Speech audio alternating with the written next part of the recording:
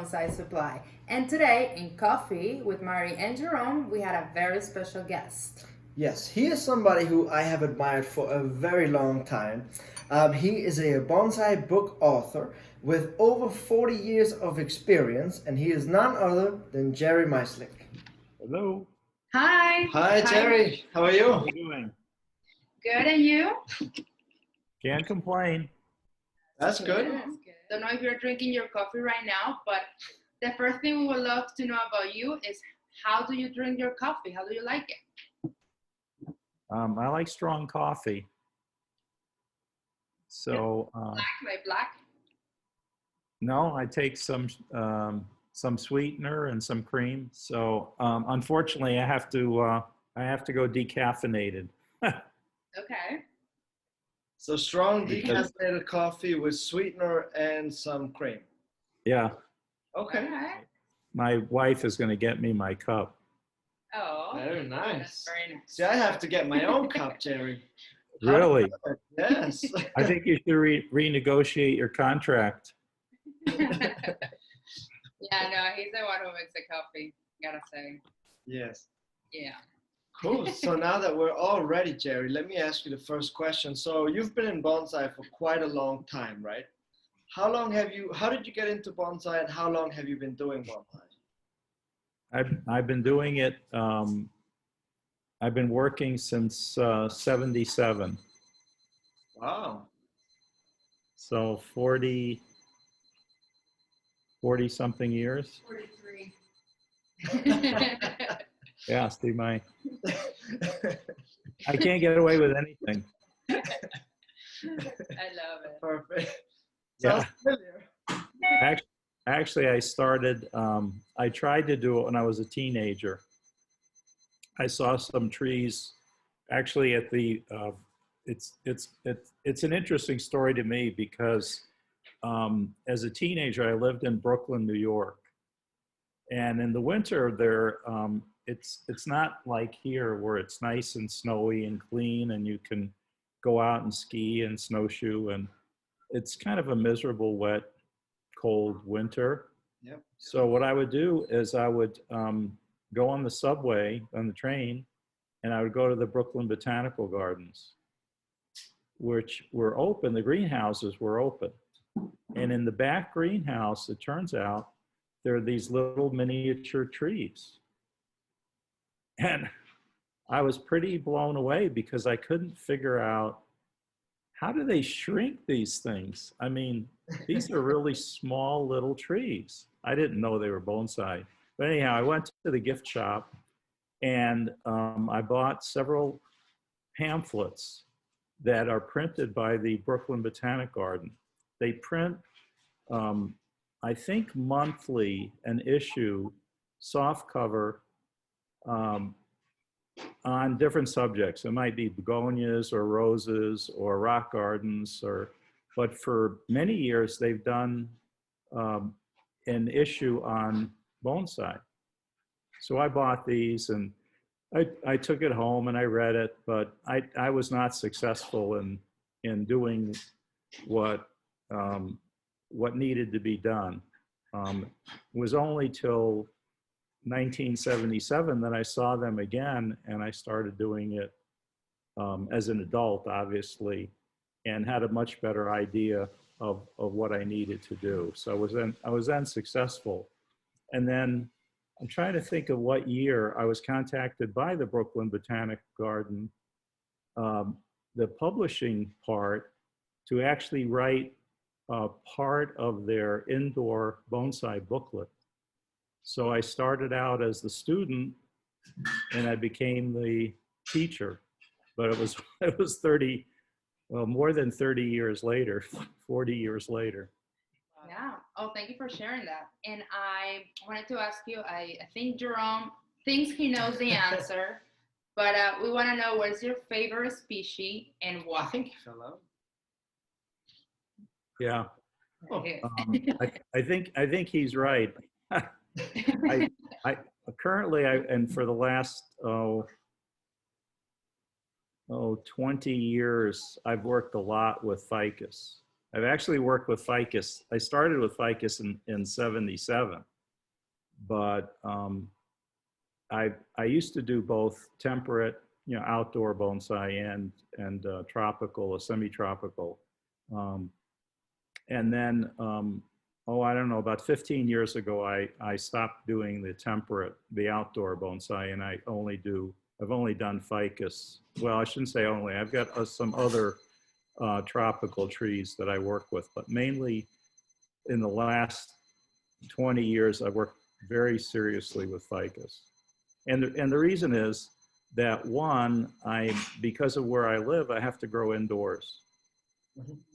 Where I live, you you can see the snow, but because of the elevation, I'm at 5,000 feet, and I'm almost in the Canadian border. Oh, wow. So we have the possibility of frost every day of the year. Oh, wow, yeah. Growing indoor is really your only option there. Yeah. So actually, I grew my temperate species for quite a few years here, but they grow so slowly. The season is so short that my wife suggested, well, why don't you just stick with your indoor stuff? So eventually, I slid into just doing the tropicals. So speaking of growing trees indoor, do you have any advice for indoor growers, or like a setup that you prefer since you've been growing for so long indoors? I have a lot of prejudices about what I think works well. First of all, it's very difficult to grow things indoors. Very difficult. No matter what anybody tells you, it's very difficult. And if you're growing in an area where you can move your trees outdoors, so you've got tropicals or semi-tropicals, but you have a climate that is warm for 3 months or 4 months in the summer, that's a great thing to do. Is you get them out for the 3-4 months, they grow well in the summer, then you bring them in. And then depending on how you want to do that, you can either just maintain them indoors. That means not really growing them, just keeping them alive until you get them out the next summer where they're out in the sun and they can grow. Then option 2 is some people just live in apartments. There's just no way that they can put their plants out. That's right. There's no place. So there you've got to go strictly with window light or artificial light.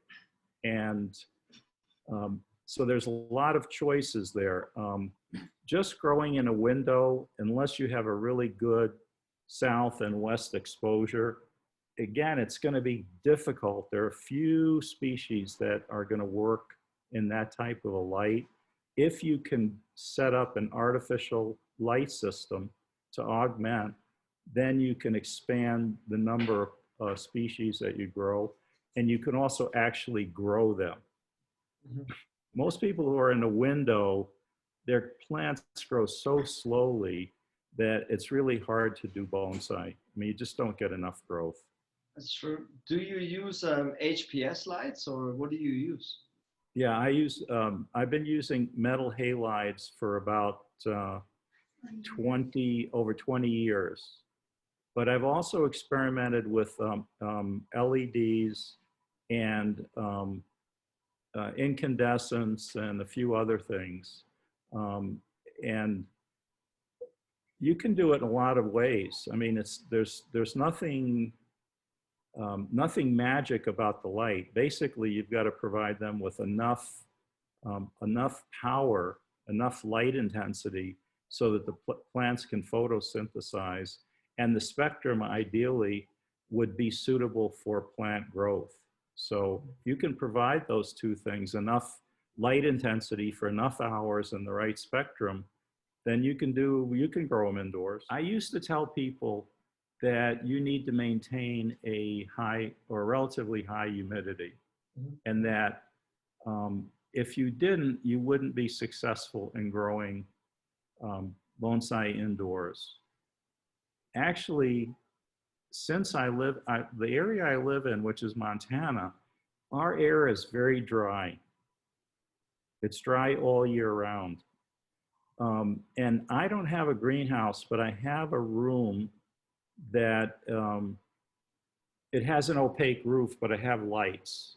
So I have 9 1,000 watt metal halide lights. That's a lot of light. In that room, I don't control the humidity. So if I go look, it'll be below 30%. Oh, wow. If I water, maybe for an hour, it'll go up a little bit higher. But shortly, that humidity dissipates because I'm ventilating the room. It's often open to my house. My plant room is attached to my study. Mhm. So I don't attempt to humidify that room. And you two haven't been to my house and looked at my trees, but my trees are very healthy and they grow. And yet the humidity is not high. If anything, it's really on the low side.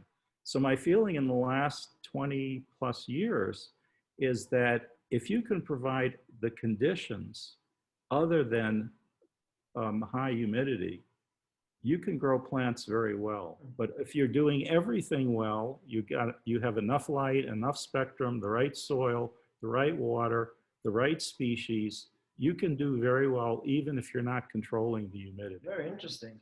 So you have the trees indoors during the whole year? Yes. Okay. They've been indoors for over 20 years. They don't get natural light. See, they're used to it. Yeah. By That's now, what I'm They're saying. used to it or dead. Yeah, and I mean, there are so many ficuses. I'm always so surprised. Like there's way too many. Do you have some that you like to work with the most? You have more than one species, or what kind of ficus do you work with? Okay.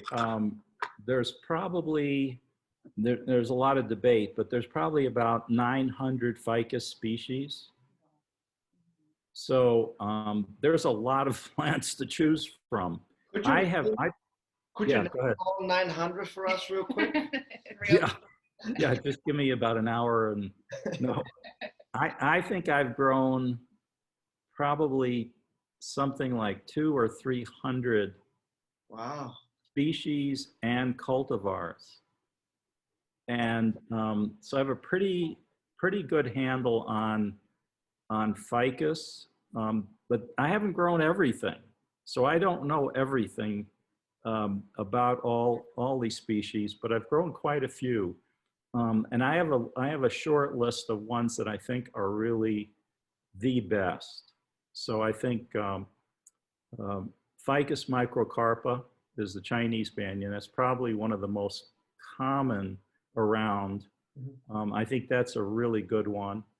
One that's not so common, but is a fantastic, is Ficus natalensis, which is a South African species. And you're starting to see it around. And I've done a lot on my work on this. We have a study group on Facebook that currently has like 24,000 or 27,000 members. Wow, that's amazing. Which is kind of amazing. And we're trying to promote natalensis. Another one would be Ficus Burt Davii. Trying to think of the other one. There's another one that is not commonly available, which is Burkii. And that's another fantastic plant. And one that I've discovered in the last number of years is Ficus conchina, which is an Asian species and is pretty incredible. And of course, the one that's probably the most common out there is Ficus benjamina, which you find just about everywhere in every doctor's office and mall and lobby, and that's, I consider it okay.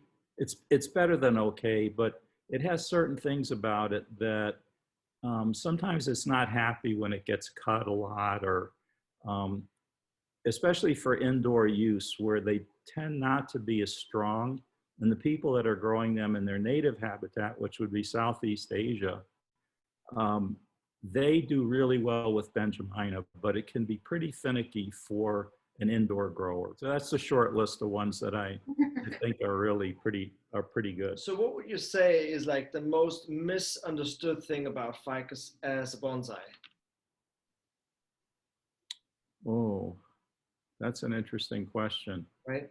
One thing I hear from more people that tend to be more experienced, or they have some level of experience, but not with tropicals or subtropical species, but they do. Most people are doing temperate species. You know, they do their bonsai outdoors. The knock or the criticism of ficus is they grow too fast. And I could tell you, I've been doing this a lot of years. Growing too fast is not a problem for me. Oh. No, the problem is growing too slow. Yeah. Things don't happen fast enough. Yeah. So to criticize based on, well, they just grow too fast. There's no such thing in bonsai, right? No, I mean, every tree I have no tree that I would say, oh, this is finished. See, it doesn't need anything. It doesn't need a thicker branch here. It doesn't need a bigger root. It doesn't need the leaf size reduced. Oh, this branch is a little bit weak. I need to build this one up. Every tree needs something. There's nothing that's done. And you guys are young. You've got a lot of years ahead of you. So you can do that. When you get older and it's like, oh, this is a 15-year project because it's too slow. Well, you may never see that happen.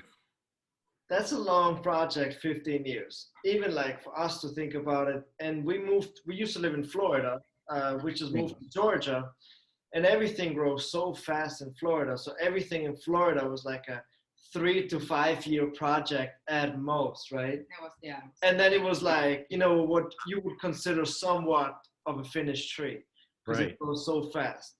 But so I'm with you there. I understand very well what that means.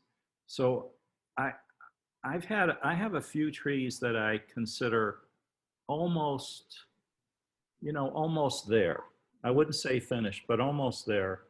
And the quickest that I've developed something from pretty raw stock is about 5 years.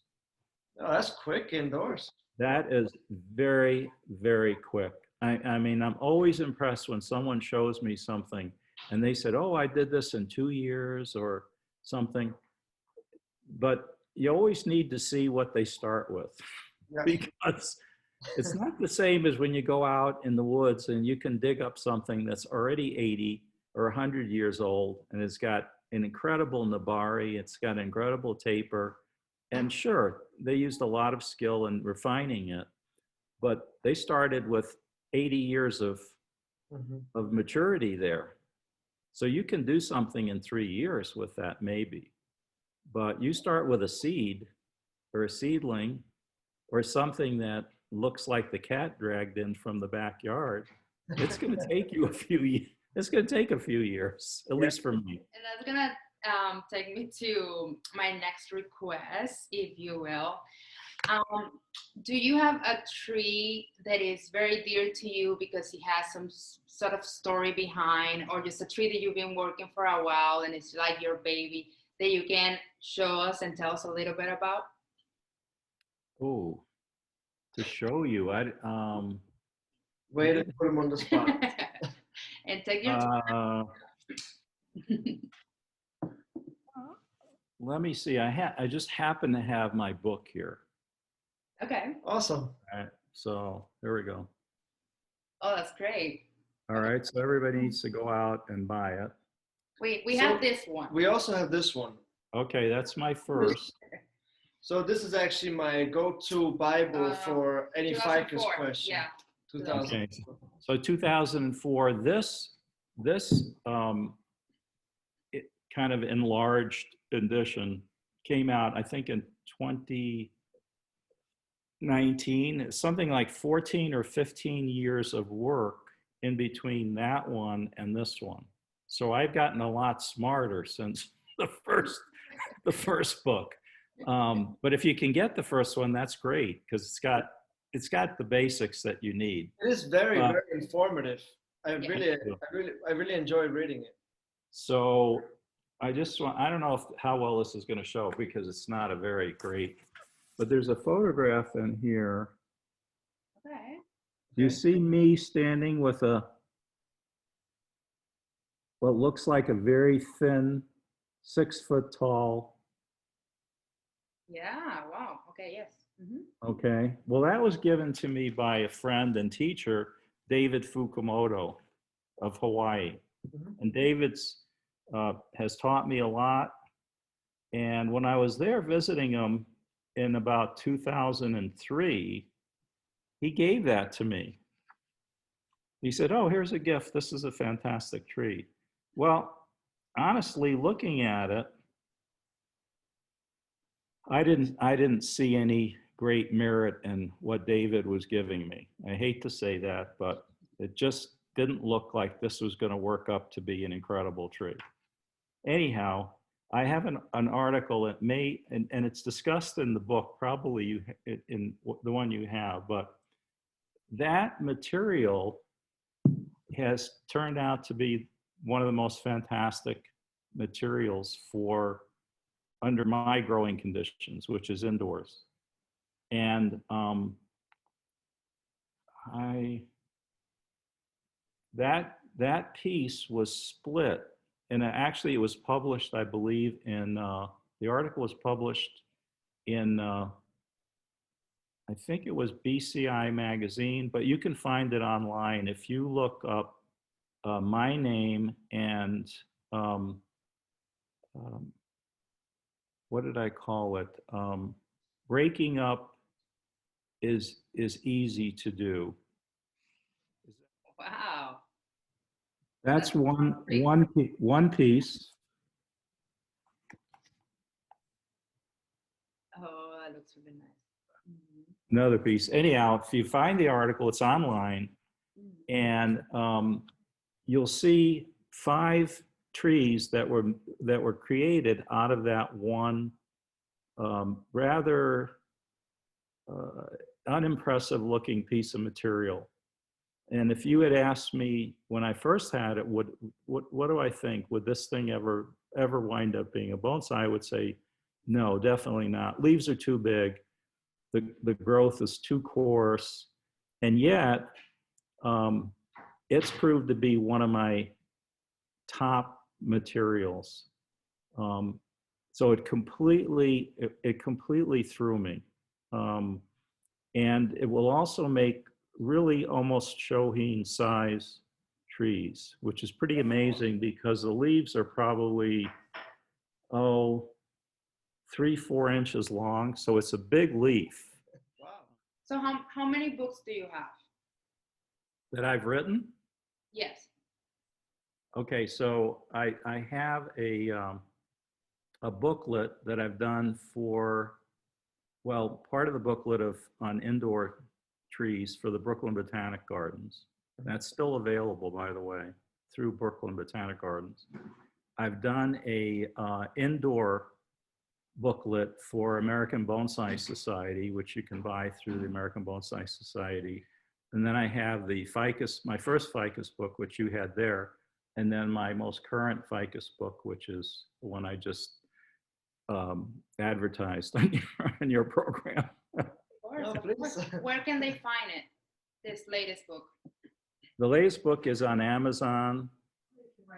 Yeah, they can actually email me if they want to sign. The ones you get from Amazon won't be signed, but if I sell it, it will be signed. So they can email me. Very cool. And you also mentioned you have your Facebook group. What is the name of the Facebook group, if they would like? It's Ficus Study Group.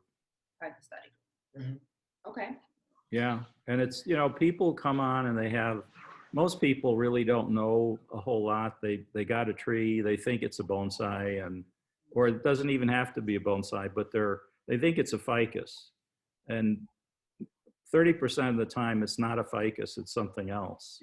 So that I have to politely tell them that I'm going to kick their posting off because the rules of the group are it has to be about ficus. So I try to answer their question and then kick them off.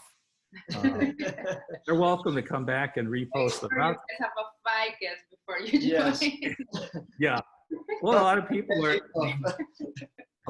believe it or not, go in the nursery and they're told, oh, this is a ficus, which a lot of, like I said, 30% are on there want to know what the name is, and it's not a ficus. So, but Like there's also a lot of mislabeled ficuses out there, you know. well, yeah, that's a huge problem. And every day I probably spend the majority of my time on the site trying to educate. And actually, that's what I'm most interested in learning myself, as well as educating others. So when people come up and they'll say, "Oh, this is a ficus Mexico or something," and we know it's not. That's not the name. So we try to help them out in getting the right name. We get into a lot of fantastic discussions and arguments because you can imagine somebody in wherever in Asia is using a common name. Like one common name that's used is ficus Texas. Now that means nothing to people who don't know, who haven't seen what that is. And what it is ficus salicaria. It's actually the willow leaf fig that we use commonly for bonsai. But in some of the Southeast Asian countries, they're calling it ficus Texas, which is probably where somebody got it from and didn't know what the name was. And so everybody there is calling it ficus Texas, which is not a scientific name. Right. Yeah. Well, it was very lovely to meeting you virtually. Yes. And to have this time with you. Thank you so much for sharing your time with us. I also wanted to thank you. It's been a pleasure to finally meet you face to face, even if it's through Zoom and not in person just yet. But I've been a big fan and follower of yours for many years, and I've read all your books. And so this was really special. Thank you very much. Well, thank you. Thanks for having me on. That was fun. Of course. Anytime. Thank you, And, Jerry. One day I'll come visit you in person. Please, Yeah. likewise, we'll return the favor. Have that. All right. I expect that. Thank you, Jerry. Stay safe. Thank you. Bye. It was a lovely time with Jerry. We're so grateful that he took the time to have this conversation with us and share his experience. And just, we hope that that's motivational to you as well. I hope that you guys had as much fun as we did today. And if there's anybody else that you guys want to see us interview, please let us know in the comments below. Subscribe to our YouTube channel. Please give us a big thumbs up, give us a like, and we'll catch you guys next time.